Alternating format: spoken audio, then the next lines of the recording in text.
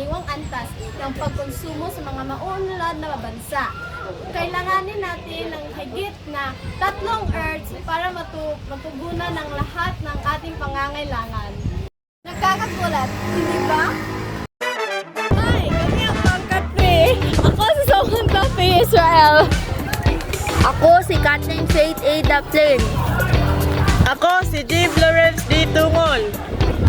Ako si Prince Justin S. Malate.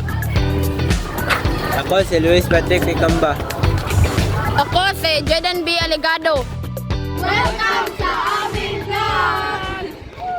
Ngayong araw, pag-usapan natin ang mga konsepto ng economics at kung bakit nagpakahalaga ng mga ito sa paggamit ng likas, kayang pag-unlad o sustainable development.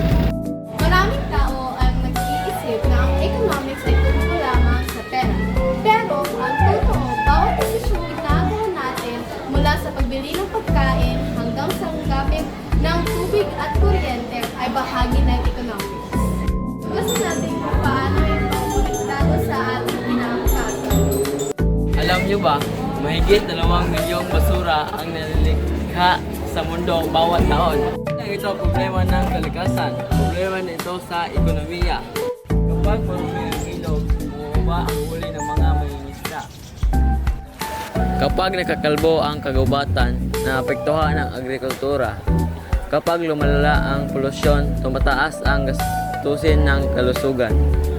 Ito ang patunay na ang pangangalaga sa kalikasan ay mahalaga rin sa pag-unlad ng ekonomiya. Bakit ka ba may economics? Dahil limitado lamang ang ating pinakukunang yaman. Ang unang konsepto ay scarcity. Ibig sabihin, limitado ang likas na yaman ngunit walang katapusan ang pangangailangan ng tao. Halimbawa, isa lang ang bote ng tubig, pero maraming gustong uminom. Kaya kailangan nating pumili kung paano ito gagamitin.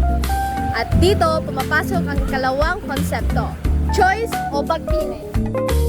Dahil limitado ang yaman, kailangan nating pumili ng pinakamainam na paraan ng paggamit nito. Alam nyo ba, sa bawat desisyong ginawa natin, may isang bagay tayo isinusuko. Ito ang tinatawag na opportunity cost. Halimbawa, may 100 ka, pwede ka na bumili ng milk tea o kaya naman reusable water bottle. Kapag pinili mo ang milk tea, isinubo mo ang pagkakataong magkaroon ng reusable bottle. Ganito rin ang nangyayari sa gobyerno. Kapag mas maraming pondo ang nilaan sa mga proyektong nakakasira sa ating kalikasan, maaaring mabawasan ang pondo para sa reforestation, renewable energy o disaster prevention. Ano ba ang likas kayang pag-unlad? Ito ay pag-unlad na natutugunan ang pangangailangan ng kasalukuyang henerasyon nang hindi sinasakripisyo ang kakayahan ng susunod na henerasyon.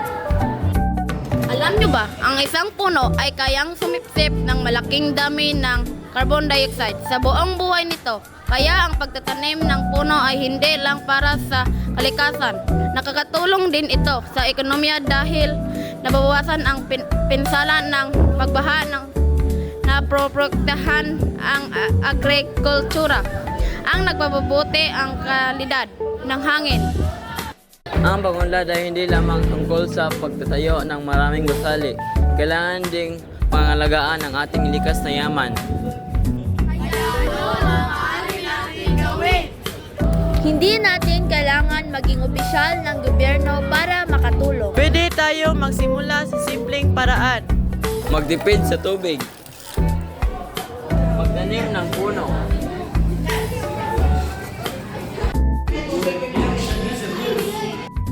Magtipid ng kuryente.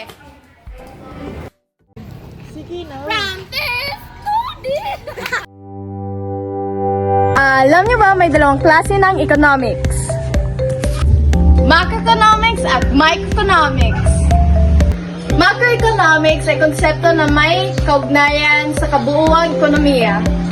Ang microeconomics naman ay ang individual na desisyon at reaksyon ng masambahayanan at negosyo. Alam niyo ba kung sino ang ama ng macroeconomics at microeconomics? Ang ama ng macroeconomics ay si John Maynard Keynes at ang ama ng microeconomics ay si Alfred Marshall. At sa huli, maraming salamat sa panonood at huwag kalimutan maging responsable sa mamamayan at tagapangalaga sa ating kalikasan.